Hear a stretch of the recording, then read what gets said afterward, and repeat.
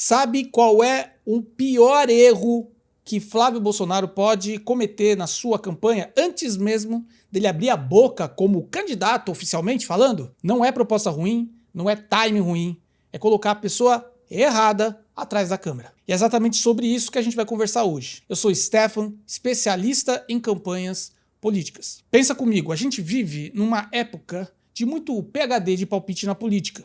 Todo mundo tem opinião, todo mundo sabe o que o candidato deveria fazer, todo mundo é um pouco de marqueteiro nos comentários. E como funciona a comunicação política hoje? O que Flávio Bolsonaro precisa acertar para, de vez, eliminar o descondenado? Primeiro, como funciona esse sistema de comunicação de campanhas? Segundo, os erros específicos que Flávio não pode cometer. Terceiro, qual é a estratégia que realmente pode funcionar para ele? Vamos começar pelo básico. Como você acha que funcionam as campanhas políticas do Brasil? A maioria das pessoas acredita que o candidato senta com uma equipe competente, define estratégia, escolhe aí os melhores profissionais e vai para a guerra. O que acontece de verdade é o seguinte: um partido decide apoiar a campanha majoritária, que é a campanha principal. Aí vem a negociação, o partido cede o tempo de TV, estrutura, apoio. Em troca, ele pede espaço, cargo, verba, e muitas vezes dentro desse pacote tem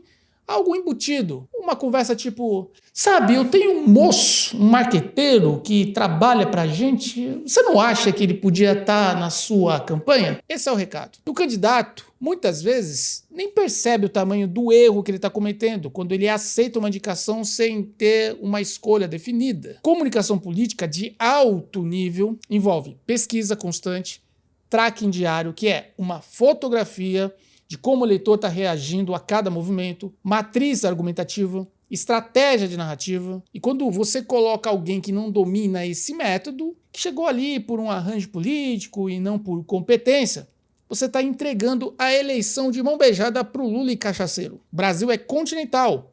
São culturas diferentes, realidades diferentes, expectativas diferentes, do norte ao sul. E qualquer erro de comunicação se amplifica numa velocidade assustadora. Uma narrativa mal construída vira uma armadilha que vai perseguir o Flávio até o final do turno. E aqui que a gente entra no segundo ponto: os erros que Flávio Bolsonaro não pode cometer. O Flávio tem uma vantagem que pouca gente fala, eu venho avisando, mas que é enorme. Ele teve a melhor escola possível de erros. Ele assistiu de perto, de dentro, como funciona a campanha presidencial. Ele viu onde a comunicação do pai falhou, onde acertou, onde poderia ter sido diferente. Isso tem um valor incalculável. Mas ter essa experiência nada adianta se você não aplicar as lições corretas. Usar a mesma equipe de comunicação da campanha anterior já é um erro. E parece ridículo, mas precisa ser dito. Você conhece as pessoas, sabe como elas trabalham, tem um relacionamento construído, mas sabe o que mais você tem? Os mesmos vícios, as mesmas limitações, as mesmas fórmulas, que já mostraram onde funcionam e onde não funcionam. Então, repetir a equipe é repetir os erros.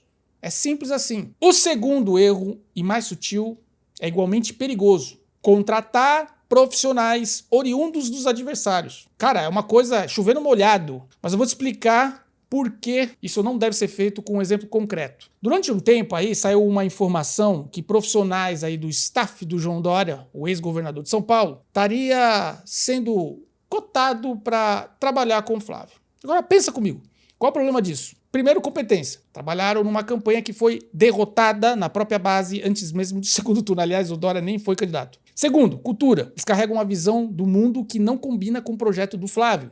E terceiro, esse é o mais grave, a segurança. Você não sabe de onde esses vínculos vêm. Você não sabe com quem essas pessoas conversam quando sai do escritório numa campanha presidencial. Quando a estratégia vaza, quando o roteiro vai parar na mão do adversário, o estrago pode ser irreversível. Imagina o seguinte: você está na sede de produção, gravando material, definindo narrativa, e tem alguém na sala com acesso a tudo isso, que tem ligação com o campo adversário. Parece filme, né? Mas isso acontece, e eu já tive uma experiência com isso. E a solução é simples na teoria, mas exige uma disciplina na prática. Trazer profissionais de fora do eixo, pessoas que não têm laço, e limitar acesso. Agora a gente vai para o terceiro ponto, onde, para mim, a coisa fica realmente foda. Qual a estratégia de comunicação que funciona para o Flávio? praticidade. Precisa de alguém que olhe para a realidade, que fala a língua do problema real, que precisa solução de forma direta. E é exatamente aí que Flávio pode se diferenciar de todo mundo. Deixa eu fazer uma comparação que pode soar estranha, mas que faz todo sentido. Pensa lá na Apple. Não a Apple de hoje, a Apple do Steve Jobs. Aquela que reinventou a empresa.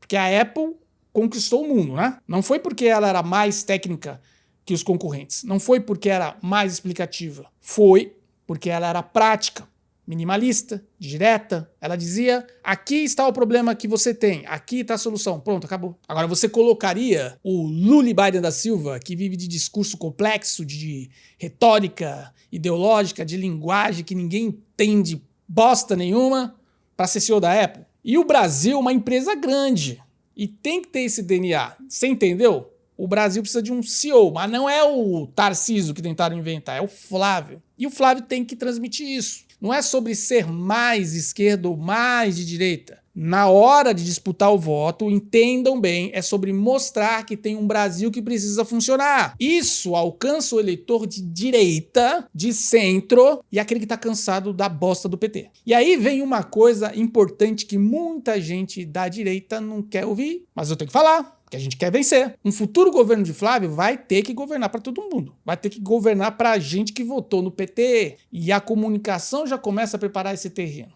Quando você fala só para quem te apoia, você não cresce. Então a equipe econômica, a jurídica, de estratégia de governo, todas vão produzir conteúdos técnicos densos.